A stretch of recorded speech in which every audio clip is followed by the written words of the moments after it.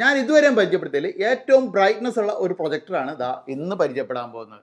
അതായത് pics pack ജപ്പാൻ്റെ elite എന്ന മോഡലാണിത്. 15000 lumens ആണ് ഇതിൻ്റെ ബ്രൈറ്റ്നസ്. ആൻസി ലൂമൻസ് പറഞ്ഞു കഴിഞ്ഞാൽ ഇതിൻ്റെ ബ്രൈറ്റ്നസ് എന്ന് പറയുന്നത് 1450. അപ്പോൾ ഇത്തരത്തിലുള്ളൊരു പ്രൊജക്ടർ ഉപയോഗിച്ച് കഴിഞ്ഞാൽ നമുക്ക് അത്യാവശ്യം വെളിച്ചമുള്ള ഒരു റൂമിൽ പോലും നല്ല രീതിയിൽ ദൃശ്യങ്ങൾ കാണാൻ സാധിക്കും. പ്രത്യേകിച്ച് ഓഫീസിലൊക്കെ എന്ന് പറഞ്ഞാൽ അവർ ട്രെയിനിങ് പർപ്പസിന് അങ്ങനെയുള്ള കാര്യങ്ങൾക്കൊക്കെ ആയിട്ട് ഡോക്യുമെൻറ്റ്സും അതുപോലെ തന്നെ പവർ പോയിൻറ്റ് സ്ലൈഡുകളൊക്കെ പ്ലേ ചെയ്ത് കാണിക്കാറുണ്ട് അല്ലേ. അപ്പോൾ ഇത്തരം കാര്യങ്ങൾക്ക് ഉപയോഗിക്കാൻ പറ്റുന്ന ഒരു പ്രൊജക്ടറാണിത്. അപ്പോൾ നമുക്ക് സമയം കളയാതെ നമ്മുടെ അൺബോക്സ് ചെയ്തിട്ട് എങ്ങനെയാണ് ഒരു ക്വാളിറ്റി ഇത് കാണിച്ചു തരാം. ഈ ഒരു ബോക്സിൽ ഇതുപോലെ വളരെ സേഫായി തന്നെയാണ് കമ്പനി നമുക്ക് ഇത് അയക്കുന്നത്. ഇതിനുള്ളിൽ നമുക്ക് പ്രൊജക്ടർ കൂടാതെ കാണാൻ കഴിയുന്നത് ഇത്രയും സാധനങ്ങളാണ്. ഒരു റിമോട്ട്, ഒരു എക്സ്ട്രാ എയർ ഫിൽറ്റർ, ഒരു ലെൻസ് ക്ലീനിങ് ക്ലോത്ത്, ഒരു HDMI കേബിൾ, ഒരു AV കോഡ്, പിന്നെ പവർ കോഡും വാറണ്ടി കാർഡും യൂസർ മാനുവലുമാണ് അവ. ബ്ലാക്കും ഗ്രേയും ഒക്കെ കലർന്നൊരു നിറത്തിലാണ് പ്രൊജക്ടർ. ഈ ഒരൊറ്റ നിറത്തിലേ നമുക്ക് ഇത് ലഭിക്കുന്നുള്ളൂ. ഫ്രണ്ടിലൊരു ഗോൾഡ് ബീഡിങ്ങിനുള്ളിൽ പ്രൊജക്ടർ ലെൻസ് കാണാം, കൂടാതെ സെൻസറുകളും. സൈഡുകളിൽ എയർ വെൻറ്റുകളും സ്പീക്കറുകളുമാണുള്ളത്. റിയർ സൈഡിലാണ് പോർട്ടുകളുള്ളത്. ഒരു ലാൻ പോർട്ടും 2 USB പോർട്ടും ഒരു HDMI പോർട്ടും ഓഡിയോ ഔട്ട്പുട്ട് പോർട്ടും പിന്നെ AV ഇൻപുട്ട് പോർട്ട്, ഇതെല്ലാം കൂടി ഇതുപോലെ നിരത്തി വെച്ചിട്ടുണ്ട്. കുറച്ച് നീങ്ങിയിട്ട് ഇതുപോലെ പവർ കേബിൾ കണക്ട് ചെയ്യാനുള്ള പോർട്ടുണ്ട്. ഇവിടെ ഇതുപോലെ തുറക്കാൻ കഴിയും. എയർ ഫിൽറ്ററിൽ ഡസ്റ്റ് അടിഞ്ഞു കഴിഞ്ഞാൽ ക്ലീൻ ചെയ്യാനും എയർ ഫിൽറ്റർ മാറ്റാനുമാണിത്. ഈ ഒരു പ്രൊജക്ടർ ഒരു എൻക്ലോസ്ഡ് ക്യാപ്സൂൾ ഡിസൈനിലുള്ളതാണ്. അപ്പോൾ അതുകൊണ്ട് തന്നെ ഡസ്റ്റ് ഉണ്ടാവുകയാണെങ്കിൽ ഇവിടെ ആയിരിക്കും അത് അടിയുക. ഒരു പ്രൊജക്ടർ എടുക്കുമ്പോൾ എല്ലാവരും അന്വേഷിക്കുന്ന മറ്റൊരു കാര്യമാണ് ഇതിൻ്റെ ലാമ്പ് ലൈഫ് എത്രയാണെന്ന്. ഈ ഒരു പ്രൊജക്ടറിൻ്റെ ലാമ്പ് ലൈഫ് എന്ന് പറയുന്നത് 40000 മണിക്കൂറാണ്. അത്യാവശ്യം നല്ലൊരു ലാമ്പ് ലൈഫ് തന്നെ ഉണ്ട് ഇതിന്. ഇതാണ് ഇതിൻ്റെ ഹോം സ്ക്രീൻ. ലീനക്സ് അധിഷ്ഠിതമായ ആൻഡ്രോയിഡ് തീർത്ത പ്ലാറ്റ്ഫോമാണ് ഇതിനുള്ളത്. ഹോം സ്ക്രീനിൽ ഫീച്ചേർഡ് ആയിട്ടുള്ള ആപ്ലിക്കേഷനുകളും സജസ്റ്റഡ് ആയിട്ടുള്ള വീഡിയോ കണ്ടന്റുകളും കാണാം. ആപ്സ് എന്നതിൽ മറ്റു ആപ്ലിക്കേഷൻസ് നമുക്ക് കാണാം. ആപ്സ് ഇൻസ്റ്റാൾ ചെയ്യാൻ ഗൂഗിൾ പ്ലേ സ്റ്റോറും ഉണ്ട്, മറ്റൊരു ആപ്പ് സ്റ്റോറും ഇതിലുണ്ട്.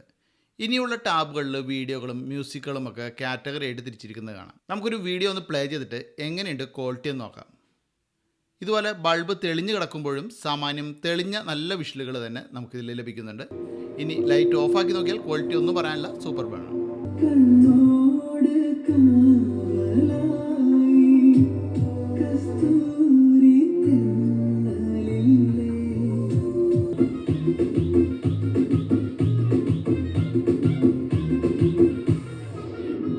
നേറ്റീവ് റെസൊല്യൂഷൻ ഫുൾ HD ഉള്ള ഈ ഒരു പ്രൊജക്ടർ HDMI ഇൻപുട്ട് സിഗ്നലുകൾ നൽകിയാൽ 4K സപ്പോർട്ട് ചെയ്യുന്നതും HDR HLG സപ്പോർട്ടുമുള്ളതാണ്. MTK 5862 എന്ന ചിപ്സെറ്റ് ഉപയോഗിക്കുന്ന ഇതിൽ മാലി G31 GPU ആണ് ഉപയോഗിക്കുന്നത്. ഈ ഒരു പ്രൊജക്ടറിൽ 1GB റാമും 8GB റോമും ഉണ്ട്.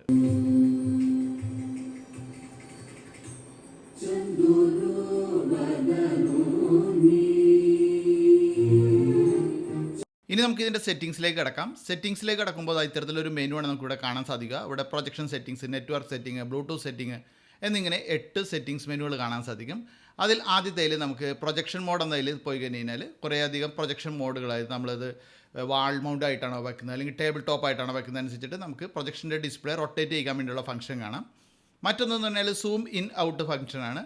നമുക്ക് നമ്മൾ ഉപയോഗിക്കുന്ന ആ ഒരു സ്ക്രീനിന് ഉള്ളിൽ വരുന്ന രീതിയിലോ അല്ലെങ്കിൽ നമ്മൾ വയ്ക്കുന്ന ആ ഒരു പ്രതലത്തിലേക്കോ കൃത്യമാവുന്ന രീതിയിൽ സൂം നമുക്ക് ക്രമീകരിക്കാൻ ഈ ഒരു ഫംഗ്ഷൻ ഉപയോഗിക്കുന്നു. അടുത്ത ഫോക്കസ് സെറ്റിംഗ്സ് ആണ്. ഫോക്കസ് സെറ്റിംഗ്സിൽ നമുക്ക് ഓട്ടോ ഫോക്കസ് എന്നൊരു ഓപ്ഷൻ മാത്രമേ കാണാനുള്ളൂ. ഈ ഒരു പ്രൊജക്ടറിൽ നിന്നുള്ള ദൃശ്യങ്ങൾ എപ്പോഴും നമ്മൾ പ്രൊജക്ടറിന് അടുത്ത് പോയിട്ട് ഫോക്കസ് അഡ്ജസ്റ്റ് ചെയ്യാതെ ഓട്ടോമാറ്റിക്കായിട്ട് തന്നെ ഫോക്കസ് ആവുന്ന സംവിധാനം ഇതിലുണ്ട്. നമുക്ക് പ്രൊജക്ടറിന് മുകളിലായിട്ട് കൺട്രോളുകളൊന്നും തന്നെ ഇല്ല. പിന്നെ ഉള്ളത് റിമോട്ടിലാണ്. ഓട്ടോ ഫോക്കസിലുണ്ട് എങ്കിലും നമുക്ക് ആവശ്യമെങ്കിൽ മാനുവൽ ഫോക്കസ് ചെയ്യാനും സാധിക്കും. അത് നമ്മൾ റിമോട്ടിലുള്ള ഈ 2 ഡെഡിക്കേറ്റഡ് ആയിട്ടുള്ള ബട്ടണുകളാണ് ഉപയോഗിക്കുന്നത്. ഇതുപോലെ തന്നെ നമുക്ക് കീസ്റ്റോൺ കറക്ഷൻ മേൽ ഓട്ടോമാറ്റിക്കായിട്ട് തന്നെ ലഭ്യമാണ്. ഓട്ടോ കീസ്റ്റോൺ വിത്ത് മൂവ്, ഓട്ടോമാറ്റിക് സ്ക്രീൻ അലൈൻമെൻറ്റ്, പിന്നെ obstacle avoidance, keystone benchmark correction എന്നിങ്ങനെ 4 ഓപ്ഷനുകൾ കൂടി നമുക്ക് ഈ ഒരു കീസ്റ്റോൺ സെറ്റിംഗ്സിൽ ലഭ്യമാണ്. ലാൻ കേബിൾ ഉപയോഗിച്ചുകൊണ്ടും വൈഫൈ ഉപയോഗിച്ചുകൊണ്ടും നമുക്ക് ഇൻ്റർനെറ്റ് ഇതിലേക്ക് ഷെയർ ചെയ്യാൻ സാധിക്കും. അപ്പോൾ അതിൽ നമുക്ക് വൈഫൈ സെറ്റിംഗ്സ് എടുത്തു കഴിഞ്ഞാൽ ഇവിടെ മനസ്സിലാക്കാൻ സാധിക്കും ഇത് ഡുവൽ ബാൻഡ് വൈഫൈ സപ്പോർട്ടുള്ള ഒരു ഡിവൈസ് ആണെന്ന്. ഈ ഒരു പ്രൊജക്ടറിൽ 2 സ്പീക്കറാണുള്ളത്. ഈ 2 സ്പീക്കറും 5 വാട്ട് ഔട്ട്പുട്ടുള്ളതാണ്. അങ്ങനെ 10 വാട്ട് ഔട്ട്പുട്ടാണ് പറയുന്നത്. ഈ 10 വാട്ട് ഔട്ട്പുട്ടിന് നല്ലൊരു ബേസ് ഉണ്ട്. മറ്റുള്ള ഇതിൽ നിന്നൊക്കെ വ്യത്യസ്തമായിട്ട് ബേസും ട്രബിളും നല്ല ഹൈ ആയിട്ട് കിട്ടുന്ന രീതിയിലുള്ളൊരു സ്പീക്കറാണ് ഇതിൽ ഉൾപ്പെടുത്തിയിരിക്കുന്നത്.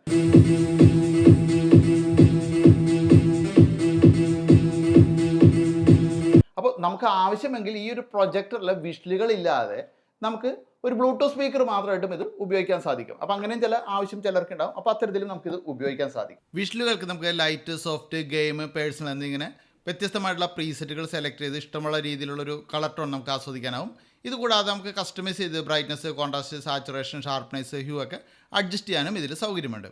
ഇതുപോലെ തന്നെ നമുക്ക് സൗണ്ട് മോഡുകൾ ചേഞ്ച് ചെയ്യാനും ഇക്വലൈസറിൽ ഫ്രീക്വൻസികൾ അഡ്ജസ്റ്റ് ചെയ്ത് നമുക്ക് ഇഷ്ടമുള്ള രീതിയിൽ മ്യൂസിക്കുകൾ ആസ്വദിക്കാനാവും. സറൗണ്ട് സൗണ്ട് എനേബിൾ ചെയ്യാനുമുള്ള സൗകര്യവും ഈ ഒരു പ്രൊജക്ടറിൽ കാണാം.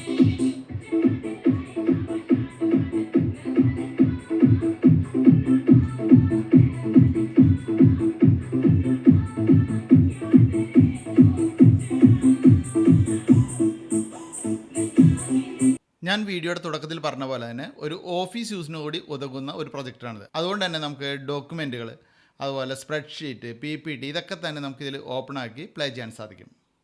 ഇതുകൂടാതെ കാസ്റ്റിംഗ് സൗകര്യവും ഈ ഒരു പ്രൊജക്ടറിൽ ലഭ്യമാണ്. നമുക്ക് ആൻഡ്രോയിഡ് ഫോൺ ആയിക്കോട്ടെ അല്ലെങ്കിൽ ഐഫോൺ ആയിക്കോട്ടെ, അതിലെ ദൃശ്യങ്ങൾ ഇതിലേക്ക് കാസ്റ്റ് ചെയ്ത് ഈ ഒരു വലിയ പ്രൊജക്ടറിൽ കൂടി നമുക്ക് ആസ്വദിക്കാനാവും.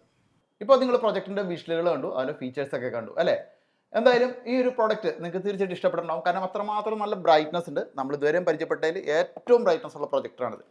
അപ്പോൾ ഇത്തരത്തിലൊരു പ്രൊജക്ടർ എന്ന് പറഞ്ഞു കഴിഞ്ഞാൽ 32,999 ഇതിന് വില വരുന്നത്. 1 വർഷമാണ് കമ്പനി വാറണ്ടി തരുന്നത്.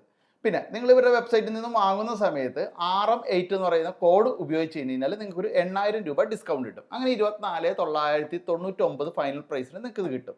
അപ്പോൾ അത് വാങ്ങാനുള്ള ലിങ്ക് ഈ ഒരു വീഡിയോയുടെ കമൻറ്റ് ബോക്സിലുണ്ട്.